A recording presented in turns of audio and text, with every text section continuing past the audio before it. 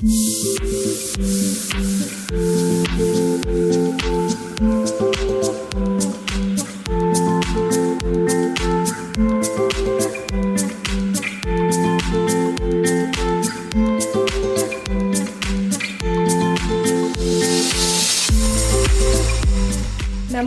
रोषे with फिर आउ टे नुआ रेसिपी को आपको स्वागत जनाऊँगी।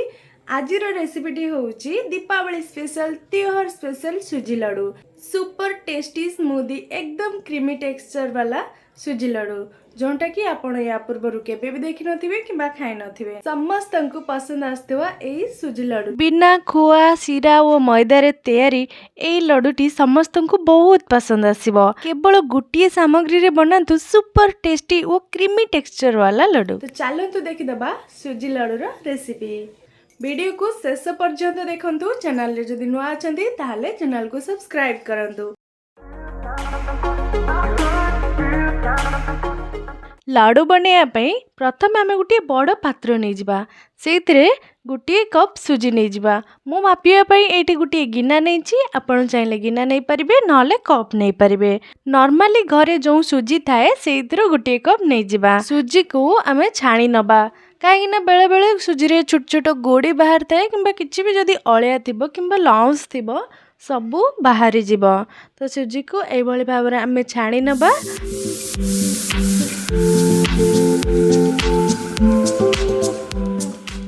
सुजी सबको भल भाव में छाणी सारा पर जो गिनारे आम सुजी मापिकी नहीं से गिनारे अधा गिना नड़िया नहीं जावा। ये मो नड़िया को ग्राइंड कर नहीं जहाँफल एमती छोट छोट दाना हो जाइए। आपण कोरा नड़िया चाहिए भी नहीं पारे। पुणी सेम गिनारे आम नहीं जावा क्षीर। ये गला गोटे गिना क्षीर देन आउ हाफ गिना टोटाल 1.5 गिना क्षीर जो आप सुजी मापिकी नहीं थे से ही 1.5 कप कि 1.5 गिना क्षीर मापिकी नहीं जावा। आउ सबको भल भाव में मिसई नबा।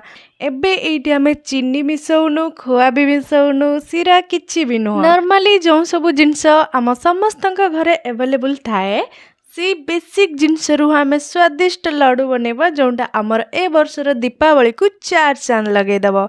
एबे आमे याकू अध घंटा पाई साइड रे रेस्ट करिया पाई छाड़ दबा। सुजी रेस्ट करिवो बट आमे नुह से टाइम रे आमे नै जिबा अध गिना चीनी को गोटे ग्राइंडिंग जार रे नै जिबा। आउ थोरे 2 थर किंबा 3 थर बुलेई देले ही बहुत बढ़िया स्मूथ पाउडर बनि जिबा।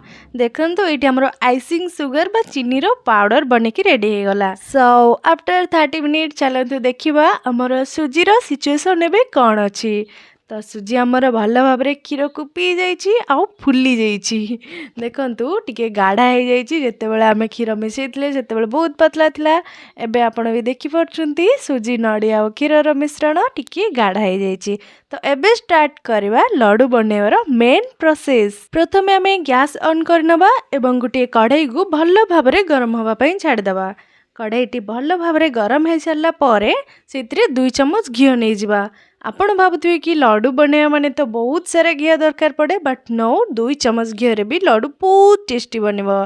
तो घी आमर भल भाव में गरम हो सारा पर ये मुझे किछि काजू किसमिस और आलमंड ताको एकदम मोटा मोटा करके बड़ बड़ करके काटिबा। जेमती आपण वीडियो रे देखि परथिबे सेमती ही काटिबा बट किसमिस को काटिबानी सेटा सेमती गोटा ही रहइबो।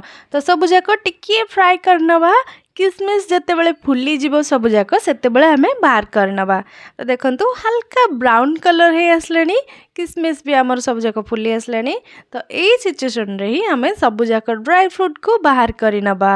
एबे भी कढ़ई रे बहुत सारा घी बळिची तो बिल्कुल भी ऐड करिया किछि दरकार नहीं। तो चलंतु एबे सुजी नड़िया और क्षीर मिश्रण को कढ़ई रे नै जिबा। गैस रो फ्लेम को एकदम स्लो करके सुजी रे जो क्षीर आमे गुळेई रखथिले से मिश्रण को कढ़ई रे नै जिबा एवं धीरे धीरे हल्का हाथ रे आमे ताको गुळेई चलिबा।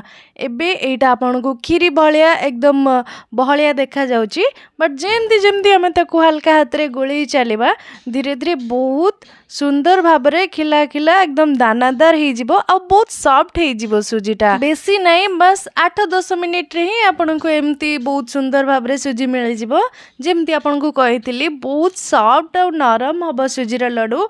आउ आपन ताको आराम से 8-10 दिन जाए स्टोर करके रखी पारिबे फ्रीज रे। बिना फ्रीज रे बाहर भी आपन लड्डू को 2-3 दिन पर्यंत रखी पारिबे। तो देखंतु धीरे धीरे सुजी आमर केते सुंदर भाजी ही आसलानी एकदम पूरा दानादार हो जाइए। दीपावली रे आम पाखे बहुत सारा काम थाए तो यही सब काम भितर भी एमती गोटे सुंदर सॉफ्ट लड्डू आम बनई पारिबा। कहीं लड्डू बनवाई आमको अधिक टाइम बिल्कुल भी दरकार नहीं। सुजी को भिजाई अध घंटा दरकार आउ लड्डू बनवाई 15 मिनिट दरकार। 10 मिनिट एमती सुजी को भाजी सारा पर आमर दानादार सुजी टेक्सचर हो जाइए। एबे गैस रो फ्लेम को बंद कर नबा। सुजीर कलर भी टिके हल्का ब्राउन कलर हो आसी। आउ सुजी पूरा एकदम दानादार हो जाइए एकदम सॉफ्ट भी हो जाइए कहीं आम सुजी को प्रथम भिजे नहीं अध घंटा तो गोटे पात्र को बाहर करनबा एवं हल्का ठंडा होगा छाड़ीदबा। 5-7 मिनिट पर सुजी एतिकी ठंडा होती एमती आम छुई पारिबा। ये कौन करबा रोस्ट करके रखि ड्राई फ्रूट सब नहीं जावा एंड आम जो सुगर पाउडर बनईले ताकू गोटे छणा साहाय्य भल भाव छाणी नबा। एंड एठी मु ऐड करी अल्प टिके इलायची पाउडर जस्ट फ्लेवर पाई। आपण भी निहाती गोटे अलैच को पाउडर करके पकेबे। लड्डू रे वो मिठे रे इलायची रो फ्लेवर बहुत सुंदर आस्ता है। देखंतु चीनी सबको आम एमती छाणी नहीं सारा पर आम हाथ रे ही सुजी सहित चीनी पाउडर को एमती मिसई चलवा। तो देखंतु धीरे धीरे गोलई सारा पर आमर बैटर टिके उदालिया ही आसलानी। एथरे एक्स्ट्रा क्षीर किंबा पानी ऐड करिया किछि भी दरकार नहीं। आमे जो चीनी पाउडर नैथिलु सेटा ही धीरे धीरे मेल्ट हेकी आमर सुजी को हल्का उदालिया करदेला जहाँफल कि लड्डू बनवाई पूरा परफेक्ट हो आसला। तो चलतु एबे गुटे गुटे करी लड्डू बनवा।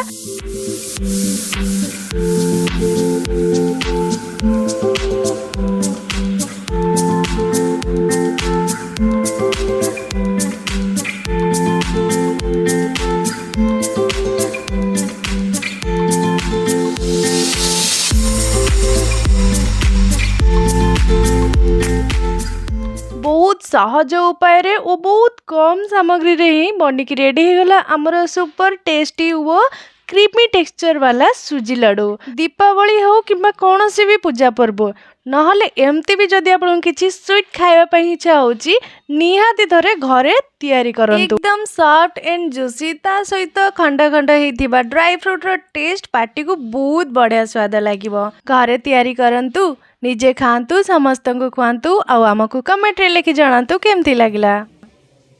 वीडियोटी को शेष पर्यंत देखिथिबारु बहुत बहुत धन्यवाद। वीडियोटी जदि भल लागिता है ताले गोटे लाइक करंतु। चैनल रे जदि नुआ अछंती सब्सक्राइब करंतु। एमती नुआ नुआ रेसिपी रो नोटिफिकेशन पाइबा पई बेल आइकन को ऑन कर नियंतु।